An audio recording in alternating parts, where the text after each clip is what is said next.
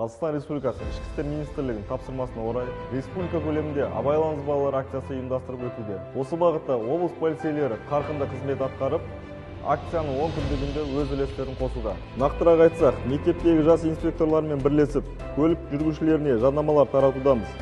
Оған қоса білім беру ұйымдарына арнайы барып, жасөспірімдерге жол жүру ережелері тақырыбында түсіндірме жұмыстары жүргізудеміз. Осы ретте оқу жылының аяқталуына байланысты мектеп бітіруші түлектердің қауіпсіздігі туралы айтып өтсем. Оның ішінде түлектерге автокөліктермен шеру жасап, көлік құралының терезелерінен, люктерінен денелерін шығаруға болмайтындығы ескертеміз. Мұндай қызық қуып, көліктермен кортеж жасаудың соны жол ережесін бұзып, жауапкершілікке тартуға дейін әкеп соғады. Ең қиыны жол апаттарына себеп болуы мүмкін. Сондықтан қарапайым қауіпсіздік ережелерін сақтаңыздар. Балаларымыз болашағымыз дей келе, баршаңызды ұл-қыздарымызға бас-көз болуға шақырамыз.